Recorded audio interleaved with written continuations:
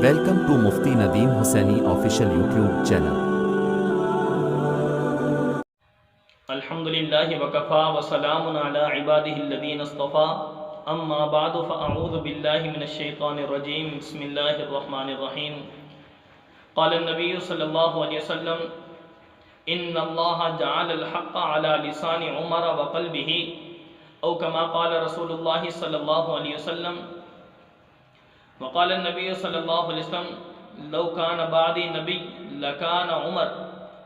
او کما قال علیہ الصلاۃ والسلام۔ میرے بھائیو دوستو، اللہ رب العالمین نے پیغمبر علیہ الصلاۃ والسلام کو جو خلفائے راشدین جیسے صحابہ دیے، ان میں سے یکم محرم الحرام کو ان کی شہادت ہے، تو ان کے حوالے سے مختصراً عرض کیے دیتا ہوں کہ حضرت عمر رضی اللہ تعالیٰ عنہ وہ شخصیت ہیں جنہوں نے 10 سال 6 مہینے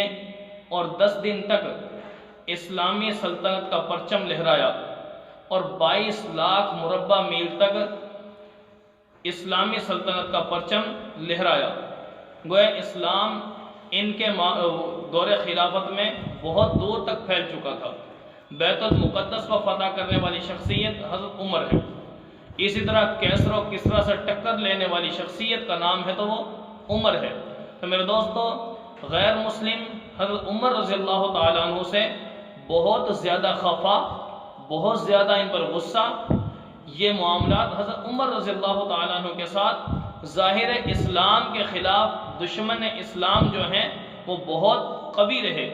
گویا جیسا مسلمانوں کا اسلام اس کے مطابق شیطان کا وار۔ تو میرے دوستو، حضرت عمر رضی اللہ تعالیٰ عنہ نے 10 سال جو خلافت کو سنبھالا، اور آپ رضی اللہ تعالیٰ عنہ نے ان کی جو شہادت کا واقعہ بنا اس کے حوالے سے عرض کرتا ہوں کہ پیغمبر علیہ الصلاۃ والسلام کے یہ صحابی، وفادار صحابی، جانثار صحابی، پیغمبر پر اپنی جان کو قربان کرنے والی شخصیات، یہ صحابہ اپنے تن من دھن سب کچھ قربان کرنے کے لیے پیارے پیغمبر علیہ الصلاۃ والسلام پر ہر وقت تیار رہتے تھے۔ تو گویا نبی صلی اللہ علیہ وسلم کے زمانے کے بعد صدیق اکبر رضی اللہ تعالیٰ عنہ کی خلافت آئی۔ ان کی خلافت کے بعد اس منصب پر سیدنا عمر فاروق رضی اللہ تعالیٰ عنہ تشریف فرما ہوئے اور اسلامی سلطنت کا پرچم لہرایا۔ تو بہرحال نبی اکرم صلی اللہ علیہ وسلم نے دعا دی، فرمایا ان اللہ جعل الحق، اللہ تعالیٰ حق کو جاری کر دیں گے، حق کو بیان کرنے کے لیے ان کی زبان اور ان کے دل پر گویا کھول دیا اللہ رب العالمین نے، یا دین اسلام کے لیے اللہ نے ان کی زبان کو بھی قبول کر لیا، ان کے سینے کو بھی قبول کر لیا۔ تو میرے دوستو، یکم محرم الحرام 1400، یہ اس وقت جو شہادت ان کی ہوئی ہے یکم محرم الحرام کو ہوئی ہے، اور 24 ہجری کا زمانہ تھا، بدھ کا دن تھا جب ان پر وار ہوا، اور جس دن ان کی تدفین ہوئی ہے، وفات ہوئی ہے، روح پرواز کر گئی، وہ دن تھا ہفتے کا۔ تو بہرحال اللہ رب العالمین نے ان کی شان اور شوکت کو بڑھا دیا۔ نبی علیہ الصلاۃ والسلام کے یہ صحابی جب یہ اس حالت میں ہیں کہ مغیرہ بن شعبہ رضی اللہ تعالیٰ عنہ کے ایک غلام جو کہ مجوسی تھا، وہ لوہار وغیرہ یہ اس طرح برتن بنانا، ہتھیار اوزار بنانا، ان چیزوں کا ماہر تھا ایک شخص، تو وہ ان چیزوں کا ماہر تھا، وہ غیر مسلم کی طرف سے گویا ایک نمائندہ بن کے یہاں پر آنا چاہتا تھا۔ مدینہ کے اندر غیر مسلموں کو داخلہ منع ہو چکا تھا، پابندی تھی، وہ اس سوچ میں تھے کہ کیسے یہاں تک رسائی ہو۔ تو بہرحال اس کا نیٹ ورک کہیں اور چل رہا تھا۔ جب وہ اس کا یہ معاملہ ہوا، حضرت عمر رضی اللہ تعالیٰ عنہ کے تک پہنچنے کی رسائی ہوئی، تو مغیرہ بن شعبہ رضی اللہ عنہ نے اجازت لی، اے امیر المؤمنین، اگر اجازت ہو تو میرا جو غلام ہے بہت سے ہنر اس کے پاس ہیں، اگر اجازت ہو تو مسلمانوں کو وہ ہنر سکھانے کے لیے اس کو مدینے میں بلا لیا جائے۔ بہرحال اللہ کا کرنا ایسا ہوا کہ اس کو اجازت دی گئی۔ پہلے تو حضرت عمر رضی اللہ تعالیٰ عنہ اس بات پر راضی نہ تھے، لیکن یہ دیکھا کہ مسلمانوں کو فائدہ بہت زیادہ ہے اس میں، تو جس کی بنا پر آپ نے اجازت مرحمت فرمائی، اس اجازت کے بعد جب وہ آیا کچھ دن رہا، مسلمانوں کو کام سکھایا، ہنر سکھاتا رہا، ان کے اندر گھل مل گیا، رہنے لگا، تو آخر کار اس نے بہانہ بنایا کہ مغیرہ بن شعبہ رضی اللہ تعالیٰ عنہ مجھ سے 2% نفع کماتے ہیں، تو یہ اصول تھا کہ جو کمائے گا غیر مسلم میں سے، یہودیوں میں سے جو بھی کمائے گا اس میں سے ٹیکس کے طور پہ مسلمانوں کو گویا دینا پڑے گا، یا وہ مالک کو اب دے گا۔ تو بہرحال مغیرہ بن شعبہ رضی اللہ تعالیٰ عنہ نے اس پر 2 درہم، گویا اگر 10 درہم کمائے گا تو 2 درہم مغیرہ بن شعبہ کے ہوں گے اور باقی 8 درہم اس کے اپنے ہوں گے۔ تو مغیرہ بن شعبہ رضی اللہ تعالیٰ عنہ کے ساتھ یہ معاملہ چل رہا تھا، تو اس نے ایک بہانہ بنانا تھا، حضرت عمر رضی اللہ عنہ کے دربار میں حاضر ہوا اور آ کر کہنے لگا کہ امیر المؤمنین مغیرہ بن شعبہ جو کہ میرا آقا ہے مجھ پر ظلم کرتا ہے، مجھ سے 2 حصے یعنی 2 گنا مجھ سے لیتا ہے۔ کیا مطلب؟ یعنی 2 درہم مجھ پر لازم کر دیے 10 میں سے۔ تو حضرت عمر رضی اللہ تعالیٰ عنہ نے کہا کہ بھئی تو کیا کیا کرتا ہے؟ اس نے بتایا میں یہ چکی بھی بناتا ہوں، ہتھیار بناتا ہوں، اس طرح کا میرا کام ہے۔ تو حضرت عمر رضی اللہ تعالیٰ عنہ نے اس کی دلجوئی کے لیے سوچا کہ بھئی اس کو کچھ تھوڑا سا کام میں کروا کے اور اس کو مزید تنخواہ یا اس کے پیسے میں اس کو دے دوں گا، اس کو فائدہ ہو جائے گا۔ تو اس ظالم نے یہ کیا کہ میں آپ کو ایسی چکی بنا کے دوں گا کہ دنیا یاد کرے گی۔ تو گویا حضرت عمر رضی اللہ تعالیٰ عنہ کی فراست وہ سمجھ گئے اور حضرت علی رضی اللہ تعالیٰ عنہ کو فرمانے لگے اے علی مجھے یہ بندہ قتل کی دھمکی دے کر جا رہا ہے۔ تو حضرت عمر رضی اللہ تعالیٰ عنہ کو صحابہ نے کہا اے امیر المؤمنین اگر اجازت ہو تو ہم اس کو ابھی سے نمٹا دیں۔ آپ رضی اللہ تعالیٰ عنہ نے فرمایا میرا انصاف کہاں جائے گا، ابھی تو صرف قتل کی دھمکی ہے، اس نے قتل تو کیا نہیں، جب قتل نہیں کیا تو میں اس کو اس بنا پر قتل کا فیصلہ اس کے لیے کر دوں تو یہ میرے انصاف کے خلاف ہے۔ تو بہرحال حضرت عمر رضی اللہ تعالیٰ عنہ نے یہ معاملہ جب ہو چکا اس کے 3 دن بعد یہی ظالم، یہ مجوسی ابو لولو فیروز مجوسی یہ آیا اور صبح کی نماز میں پہلی صف میں چھپ کر کھڑا ہو گیا۔ امیر المؤمنین فجر کی نماز کی امامت کے لیے مصلی پر کھڑے ہوئے تو سورہ فاتحہ کے بعد سورہ طٰہٰ تلاوت فرما رہے تھے کہ اس دوران اس ظالم نے وار کر دیا جس کی وجہ سے حضرت عمر رضی اللہ تعالیٰ عنہ زخموں کی تاب نہ لا سکے اور گر پڑے۔ عبد الرحمن بن عوف رضی اللہ تعالیٰ عنہ نے نماز کو مکمل فرمایا اور حضرت عمر رضی اللہ تعالیٰ عنہ جب شہید ہو چکے یا زخمی ہو چکے تو بعد میں پوچھا کہ دیکھو میرا قاتل کون ہے، تو بتایا گیا کہ آپ کا قاتل وہی ابو لولو فیروز مجوسی ہے۔ تو شکر ادا کیا کہ اے اللہ تیرا شکر ہے کہ تو نے میرے اس میں میرا خون کسی اور مسلمان کے ہاتھ سے ضائع نہ ہوا، میرا خون گویا کسی مسلمان کے اس میں نہیں آیا، اے اللہ تیرا شکر ہے۔ تو بہرحال اس کے بعد نماز جب پوری ہو گئی تو جب یہ دوران نماز معاملہ ہو رہا تھا صحابہ نے اپنی صفوں کو نہ توڑا، اس ظالم کو نکلنے نہ دیا۔ اس ظالم نے مسلمانوں پر 7 صحابہ تقریباً اور شہید کر دیے اسی خنجر سے، اور جب اس کو پتہ چلا کہ مجھے نکلنے نہیں دیا جائے گا اپنے ہاتھوں اپنی موت اپنے پیٹ میں وہ خنجر مار کر دنیا سے دفع اور دور ہوا، مردود ہوا۔ تو بہرحال اللہ رب العالمین نے اس کو اس کے اپنے ہاتھوں ہی مروا دیا۔ کیسی ذلت کی موت کہ اس وقت اس نے خودکشی کر لی۔ تو بہرحال میرے دوستو نبی علیہ السلام کے یہ صحابی حضرت عمر رضی اللہ تعالیٰ عنہ کے ساتھ جو یہ معاملہ ہوا ہے بڑا ہی المناک دردناک واقعہ۔ تو حضرت عمر رضی اللہ تعالیٰ عنہ نے صحابہ کو وصیت کر دی کہ میرے صحابہ میری دنیا سے جانے کا وقت مجھے معلوم ہو رہا ہے، گویا میں دنیا سے جانے لگا ہوں، تو کچھ وصیتیں کی ہیں۔ تو حضرت عمر رضی اللہ تعالیٰ عنہ نے اس وقت اما عائشہ رضی اللہ تعالیٰ عنہ کے پاس بھی پیغام بھیجا کہ جاؤ وہاں سے اجازت طلب کرو، اگر مجھے اجازت ملتی ہے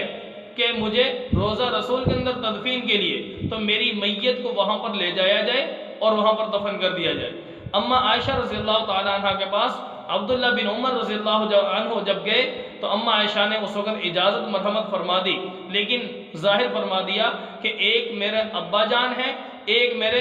خامند ہے، تو میں سمجھتی تھی کہ تیسری قبر میری ہوگی یہ، لیکن حضرت عمر رضی اللہ عنہ جو کہ اجازت طلب فرما رہے ہیں تو میں اپنی خوشی سے حضرت عمر رضی اللہ تعالیٰ عنہ کو وہ جگہ دیتی ہوں۔ تو بہرحال حضرت عائشہ رضی اللہ تعالیٰ عنہ کا جب یہ پیغام حضرت عمر رضی اللہ تعالیٰ عنہ کے پاس پہنچا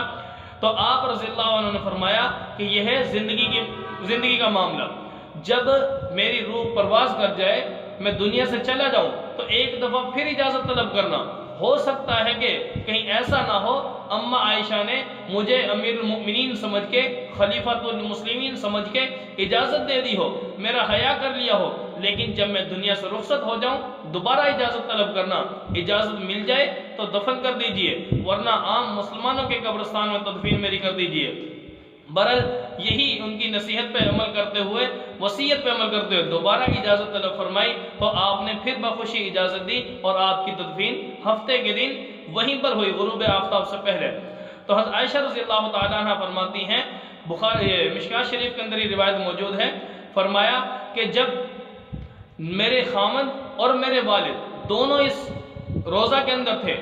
تو اس وقت تک میں قبروں کی زیارت کے لیے جاتی، نبی صلی اللہ علیہ وسلم کے حجرے میں جاتی تو اتنا خاص اہتمام نہیں کرتی تھی اپنے پردے کا، لیکن جب حضرت عمر رضی اللہ تعالیٰ عنہ کی میت کو یہاں پر دفن کر دیا گیا تو فرماتی کہ میں اس کے بعد خوب اچھی طرح اپنا حجاب کر کے، پردہ کر کے حضرت عمر رضی اللہ تعالیٰ عنہ سے حیا کرتی ہوئی جب بھی جاتی زیارت کے لیے تو پردے کی صورت میں جاتی تھی۔ تو جب ان کی تدفین کر دی گئی، بلکہ اس سے قبل جب جنازہ پڑھا جا رہا تھا، صحابہ کا جمع غفیر تھا، حضرت علی رضی اللہ تعالیٰ عنہ کے بارے میں آتا ہے، بخاری شریف کے اندر روایت موجود ہے، فرمایا کہ وہ کچھ زبان سے بول رہے تھے آہستہ آہستہ، تو جب پوچھا گیا، کان لگا کر سنا گیا تو حضرت علی رضی اللہ تعالیٰ عنہ اس وقت یہ ارشاد فرما رہے تھے، عمر مجھے یقین تھا اس بات پہ کہ تو ہی ان پیغمبر کے ساتھ یہاں پر دفن ہوگا، یہی قبر تیری پیغمبر کے حجرہ میں ہی بنے گی، کیوں؟ اس لیے میں بار بار سنتا تھا محبوب علیہ السلام کی زبان سے، پیغمبر فرماتے تھے میں ابو بکر اور عمر میرے ساتھ، ابو بکر اور عمر فلاں موقع پہ میرے ساتھ، جب بار بار تذکرہ سنتا تھا تو مجھے اس بات کا یقین ہو گیا کہ آپ کی قبر مبارک بھی پیغمبر علیہ السلام کے پہلو میں اللہ تعالیٰ نصیب فرمائیں گے۔ تو اس بنا پر جب ان کی تدفین وہاں پر کر دی گئی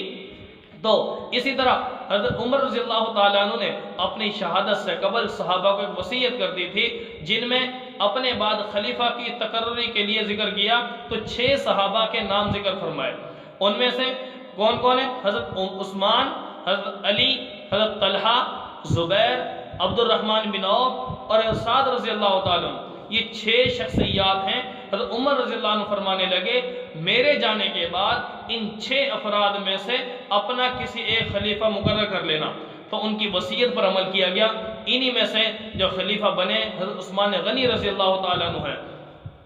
تو بہرحال حضرت عمر رضی اللہ تعالیٰ عنہ کا دنیا سے جانا یہ مسلمانوں کے لیے بہت بڑا جدائی کا ایک صدمہ بھی بنتا ہے، لیکن یہ دیکھا جائے یہ صرف جدائی کا افسوس اور صدمہ ہوا، ورنہ جو یہ موت نصیب ہوئی ہے شہادت کی، یہ بڑی ہی خوش قسمت موت ہے۔ تو شہادت کا مل جانا اور پھر مبارک مہینے میں مل جانا، اس مبارک مہینے کی عظمت بڑھ جاتی ہے۔ اسی طرح کسی کی شہادت کا اچھے دن میں، اچھے مہینے میں، عظمت والے دن میں، عظمت والے مہینے میں آ جانا، کسی کو شہادت یا عام موت کا آ جانا، میرے دوستو یہ اس کی خوش قسمتی اور سعادت کی بات ہے۔ تو پیغمبر علیہ السلام کے اوپر اللہ رب العالمین نے جو قرآن پاک نازل فرمایا، اس کے اندر اللہ نے قرآن پاک کے اندر فرمایا ان عدت الشہور عند اللہ 12 شہرا، اللہ نے فرمایا کہ میرے نزدیک مہینوں کی تعداد 12 ہے، اربعۃ حرم، ان میں سے 4 کون سے ہیں؟ وہ حرمت والے مہینے ہیں، عظمت والے مہینے ہیں، شان والے مہینے ہیں۔ تو حضرت عمر رضی اللہ تعالیٰ عنہ کو جس مہینے میں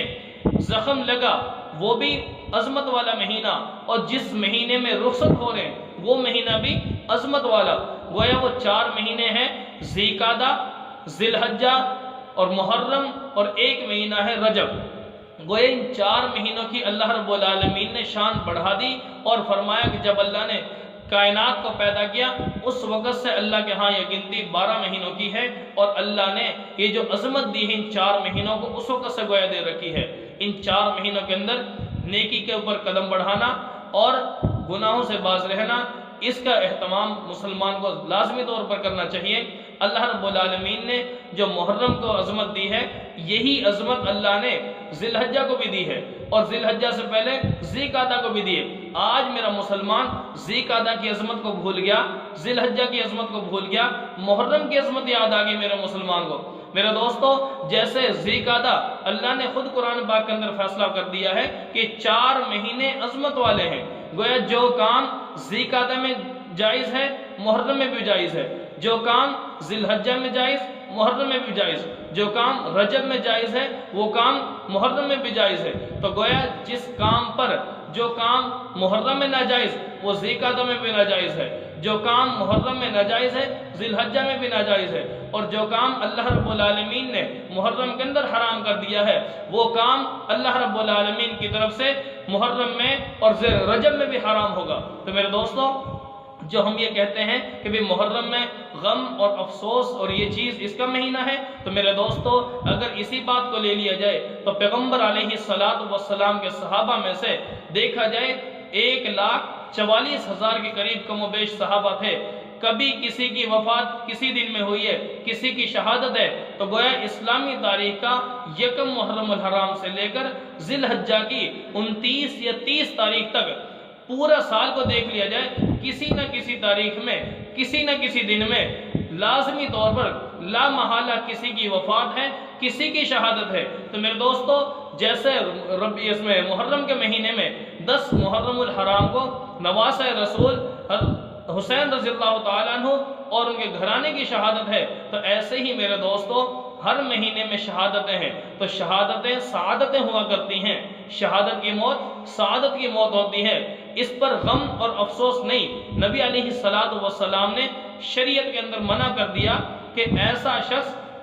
جس کا کوئی عزیز، کوئی دوست، کوئی بھائی فوت ہو جائے، 3 دن سے زیادہ غم منانے کی اجازت اس کو بھی نہیں ہے، اور اگر غم منانے کی اجازت زیادہ دن کی دی ہے تو ایسی عورت جس کا شوہر فوت ہو چکا ہو اس کو 4 مہینے اور 10 دن تک سوگ منانے کی اجازت ہے۔ اس کے بعد ہر سال آئندہ اس کے منانے کی کوئی ضرورت نہیں، نہ منایا جائے گا۔ پیغمبر علیہ السلام نے زیادہ دن تک یہ سوگ منانا یا آئندہ سالوں میں بھی سوگ منانا، گویا سوگ صرف 3 دن تک ہے، اس کے بعد سوگ منانے کو پیغمبر نے نوحہ میں شمار فرمایا ہے، اور نوحہ میرے دوستو حرام ہے۔ تو لہٰذا یہ کچھ باتیں کہی گئی، اللہ رب العالمین سے دعا ہے کہ ان کہی سنی باتوں کو اپنے علم کے مطابق علماء سے تعلق رکھ کے علماء کی سرپرستی میں اپنے ذہن سازی کر کے ان باتوں کو اللہ تعالی ہمیں عمل میں لانے کی توفیق نصیب فرمائے۔ وآخر دعوانا الحمدللہ رب العالمین۔